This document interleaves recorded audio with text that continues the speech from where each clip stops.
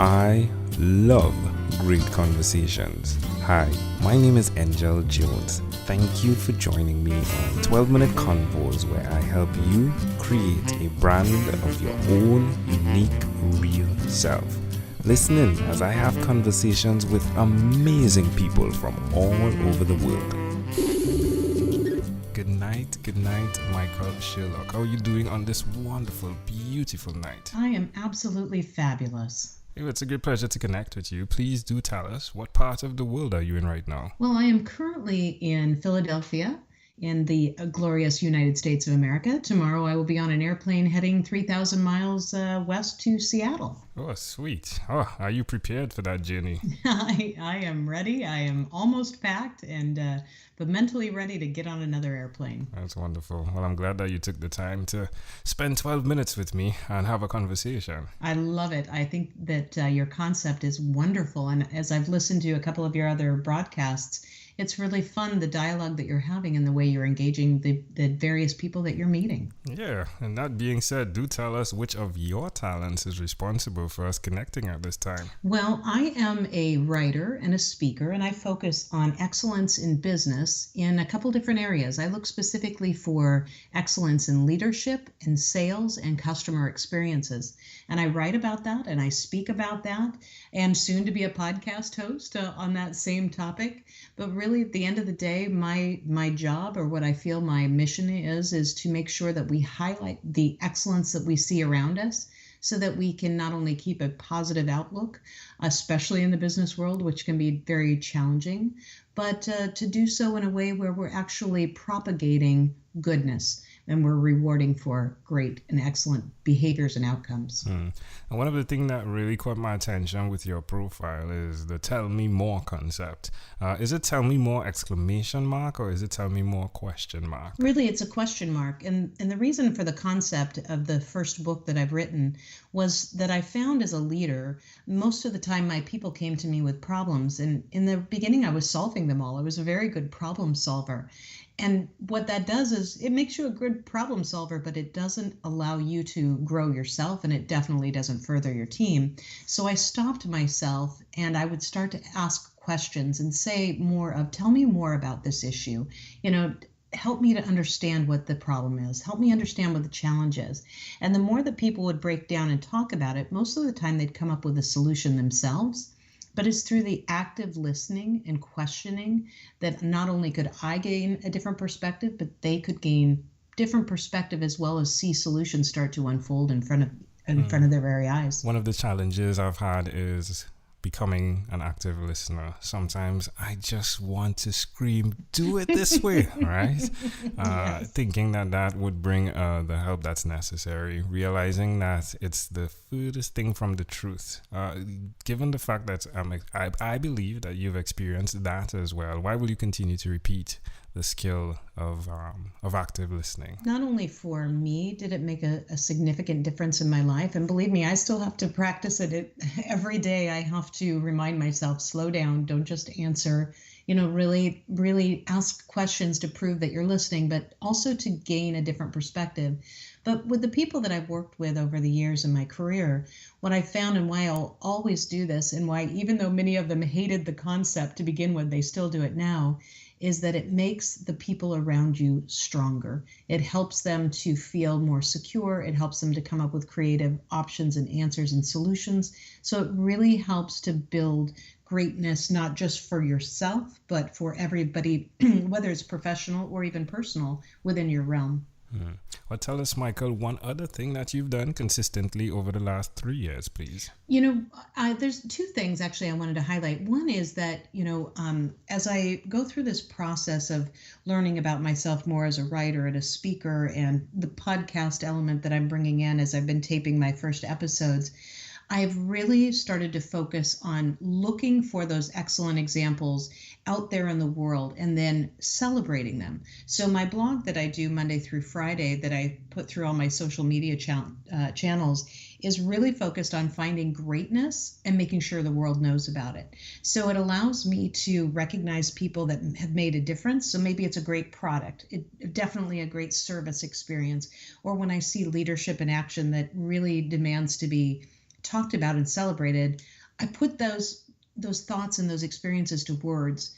And I think that is important because so many times in our world today, it's so easy to find ways to find people at fault or to complain about something.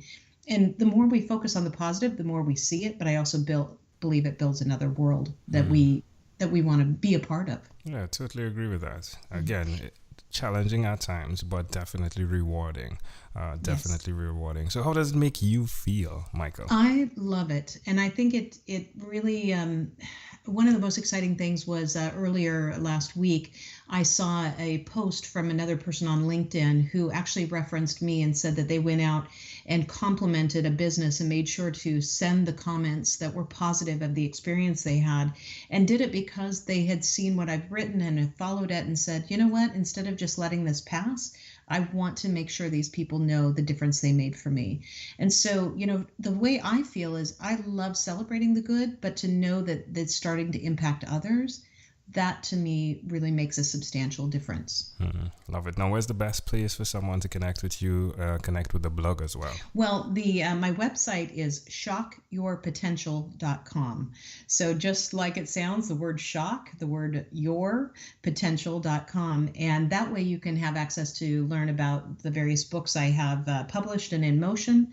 Also the podcast that will be launching in early 2018, and see me in action in a couple of my speaking clips. I love it. Well, Michael, let's switch gears for a moment now and let me invite you into my time machine that is surrounded with beautiful, warm, blue Caribbean water. Michael, what is your earliest childhood memory? When I knew that this question would be asked, I had so much fun with this. I had a toy as a child. It was a telephone, a Fisher-Price telephone, and you'd pull it along with a string and the little eyes would roll. And I remember specifically believing that I called my father at work and talked to him on that phone.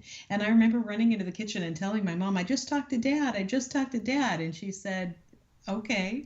Nobody believed me. And it's possible that I hallucinated the whole experience. But it was I believed it. And to this day, I still in my mind think somehow that phone became magic and I was able to call my father that day. Oh, that's amazing. That's amazing. Did you say how old you were? I got lost in the memory. I think I must have been 3 or 4. All right. I knew I was very, very young, but it was probably around that age. Why do you think this memory is so clear, Michael? I always smile when I think about that memory, and it pops into my brain often. And I'm not really sure why about that, but now I know that for me it has even greater memory. So I lost my father 16 years ago in November, and I wish so badly that I could pick up a phone and call him today. So now, even though it has some bittersweet memory to it, it also makes me smile to think that I still have that connection with him, and I still felt like I could talk to him then. Mm-hmm. I talk to him a little differently now, but it is what it is. That's amazing. Well, can I offer an interpretation to the thought picture you created in my mind? I would love it. I love the idea of what communication entails, in that even with what you're doing, where you are telling folks that surround you, tell me more. It's a lot like not understanding that there is a connection from the other individual, but imagining that it is there, if you would, to the point that it becomes a reality, and then the other person becomes stronger. So it's just fascinating to me how it connects, in that your imagination has actually been the trigger to create something that is stronger over time. I love that. I think that's very profound, especially if you think about how important the depths of our commitments to each other are and how we interact. I think that's beautiful. You're welcome. If we fast forward to when you were 12, what was your favorite song? Well, I don't know if you know this song, and anyone listening will laugh, but my favorite song at that time was The Greatest American Hero. And I had to look back and figure out what songs were in the top, of that year, and I won't tell what year that was. But I loved it because it was just a catchy tune. I kind of loved the show. It was very kind of a stupid television show, but it was wonderful and good. And now, even more, the reason I had to laugh about it is it's being played on a commercial here in the U.S., I think for an insurance commercial. And every time it comes on, I start singing it again. So as you asked me that question, I find the continuity today, which is amazing. That is amazing. Love how it connects. I love it, I love it, I love it. Well, Michael, we've arrived at our destination now, but before we get off of this time machine, there is a small declaration form. So it's yes or no, possibly a bit more. We're going to move pretty quickly here. Are you ready, Michael? I am ready. Michael, have you chosen someone to pass on your skills to? I absolutely have. Are you married? Very happily. Do you have children? Yes, my husband and I have between us have 3, and we also have 2 grandchildren. Oh, congratulations. Thank you. Do you believe in God? Absolutely. Do you have an inner circle of friends? Yes, very important. Do you watch TV for more than 3 hours a day? No. How about 3 hours a week? Probably. What about screen time, the phone and or the computer? Is it more than 8 or less than 8 hours a day? More than 8 at this point in time when I'm back into writing. So definitely more than 8. Michael, if you had to share with us your own unique real statement, a statement that represents Michael Sherlock, what would you say that is? Live life fully and be present in every part of it. And that's one of the things that I don't think I actually got to earlier, just briefly about, what have I been practicing, recently in my life. But meditation is one of the things that I have now actually done for, I think, 64 days straight. Congratulations. But I've done it for a few years on and off, but now for these every day, doing it every single day and focusing on right here, right now, be present. I think it's how we find a different quality of life. I love it. Well, Michael, this has been a great pleasure. Before you leave, is there anything else you'd like to share with our amazing audience? I think the last thought I'd say is, it's kind of the concept of be kind to one another, but recognize when you see greatness around you. And if all of us would take the moment to even give one compliment to somebody every single day, it's amazing how many more positive things you surround yourself with, you see, and that you bring into your own life. Love it. Just the way that young lady was imaginative enough to bring her father into her presence through the fisherman, through the Fisher Price toy. Michael Sherlock, so can you. Amazing audience. Michael Sherlock, thank you for being on what is inspired by 12-Minute Convos with Angel Jones. Thank you. Thank you for being on 12-Minute Convos with Angel Jones. Stay tuned for more from our advertisers. Diabetes is a mountain pandemic. It's a disease that's not acute but chronic. Similar to this rhyming method, I have simplified the definition, the signs and symptoms, and the complications of diabetes for both adults and children in my books, Poems for Patients, A Focus on Diabetes, and The ABCs of Diabetes for Children. These books are available on Amazon.com, and for more information, you can visit my website, poemsbyag.com. That's poemsbyag.com.